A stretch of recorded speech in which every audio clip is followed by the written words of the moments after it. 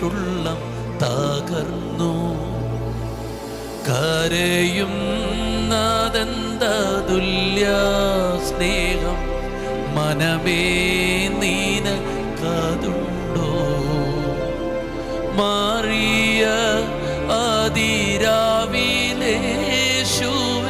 കാണാഞ്ഞിട്ടുള്ളം തകർന്നു. കരയും നാദന്തതുല്യ സ്നേഹം മനമേ നിനക്കതുണ്ടോ? മാനമേ പക്ഷിഗണങ്ങൾ ഉണർന്നീത പാടുന്നു ഗീതങ്ങൾ.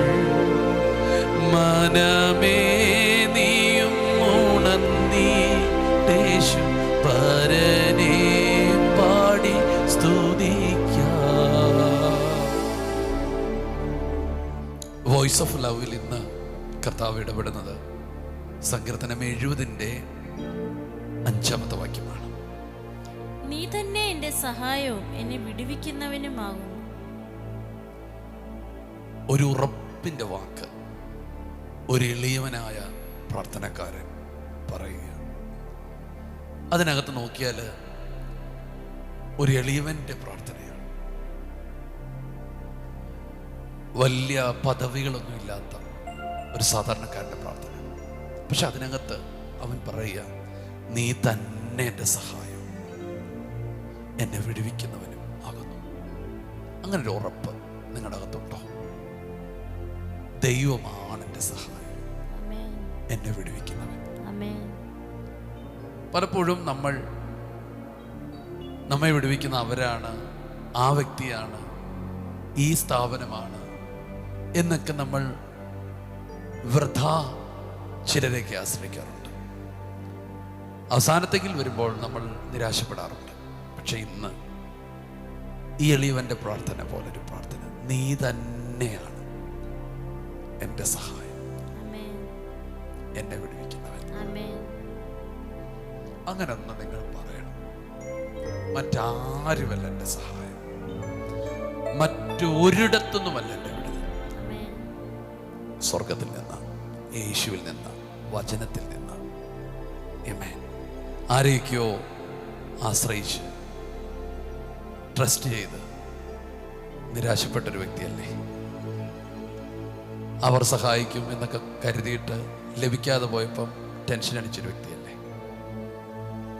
പറയണ, ദൈവമാണ് എൻ്റെ സഹായം, എന്നെ വിടുവിക്കുന്നവൻ അവനാണ്.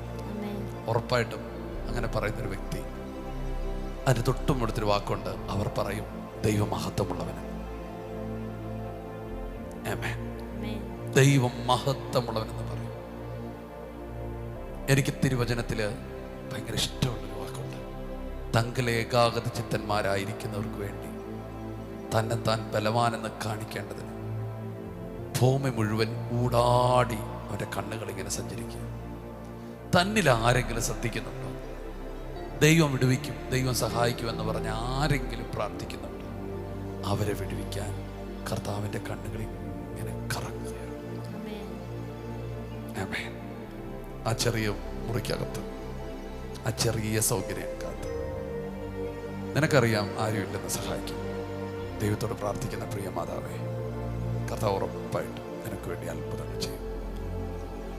നിങ്ങൾ ദൈവത്തിൽ പ്രസിദ്ധരായവരെയും ദൈവം ഉപയോഗിക്കുന്നവരെയൊക്കെ ശ്രദ്ധിച്ച് അവരുടെ ഇന്നലത്തെ സ്ഥിതികൾ നിങ്ങൾ കണ്ടിട്ടുണ്ടോ? ഒന്നുമില്ലായ്മയിൽ നിന്നാണ് അവരൊക്കെ കയറി വന്നത്. പക്ഷെ ആ സമയത്ത് അവരോടൊരു പ്രാർത്ഥനയുണ്ട് ദൈവത്തെ. ആ പ്രാർത്ഥനയുടെ മുമ്പിൽ ദൈവം ഇറങ്ങി വന്നിട്ടുണ്ട്. കാട്ടിൽ കടന്ന് പാട്ടുപാടുന്ന ദാവീദിന് സ്വപ്നം കാണാൻ പറ്റുമോ താനൊരിക്കൽ രാജാവാകുമെന്ന്? പൊട്ടക്കുഴിയിൽ കിടന്ന് വേദനിക്കുന്ന ആ ജോസഫിന് ചിന്തിക്കാൻ പറ്റുമോ ഇതുവഴിയാ കർത്താവ് എന്നെ കൊട്ടാരത്തിലെത്തിക്കുന്നത്?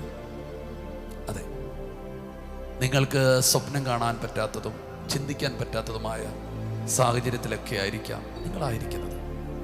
പക്ഷേ അതിന് നടുവിൽ പറയണം, ദൈവമാണ് എന്നെ സഹായിക്കുന്നത്, ദൈവത്തിൽ നിന്നാണ് എൻ്റെ വിടുതൽ വരുന്നത്. നിങ്ങളത് ഉറച്ചു പറഞ്ഞു. തിരുത്തി പറയാൻ ദൈവം അനുവദിക്കത്തില്ല. വേദപുസ്തകത്തിനകത്തെ നടുക്കത്തെ വചനമെന്ന് പറയുന്നത് മനുഷ്യരിൽ ആശ്രയിക്കുന്നതിനെക്കാട്ടിലും യഹോവയിൽ ആശ്രയിക്കുന്നത് നല്ലത് എന്ന വചനമാണ്. ഈ പ്രഭാതത്തിൽ ഈ ചെറിയ വാക്യങ്ങൾ നിങ്ങൾക്ക് തരുന്നതെന്നറിയാമോ? പ്രാർത്ഥന കുറയരുത്, ദൈവത്തിലുള്ള വിശ്വാസം കുറയരുത്, ദൈവത്തിലുള്ള നിങ്ങളുടെ ആശ്രയം കുറയരുത്. കുറച്ചും കൂടെ അടുത്ത് ദൈവത്തോട് കൂടെ ഇരിക്കാനാണ്. അതെ, ധൈര്യത്തോടെ നമുക്ക് ഒരിക്കൽ കൂടി ആ വാക്ക് പറയാം. എന്താണ്? നീ തന്നെ എൻ്റെ സഹായവും എന്നെ വിടുവിക്കുന്നവനും ആകും. യെസ്, നീ തന്നെ, വേറെ ഒരാളുമല്ല. നമുക്ക് ദൈവത്തിൽ ആശ്രയിക്കുന്ന ഈ പ്രിയപ്പെട്ടവർക്ക് വേണ്ടി ഒരു വാക്കിൽ പ്രാർത്ഥിക്കാം. യേശുവേ, ഇന്ന് രാവിലെ കേൾപ്പിച്ച നല്ല വചനത്തിനായി സ്തോത്രം ചെയ്യുന്നു. കർത്താവെ, അങ്ങ് തന്നെ ഞങ്ങളുടെ സഹായകനാകുന്നു, അങ്ങ് തന്നെ ഞങ്ങളെ വിടുവിക്കുന്നവനാകുന്നു.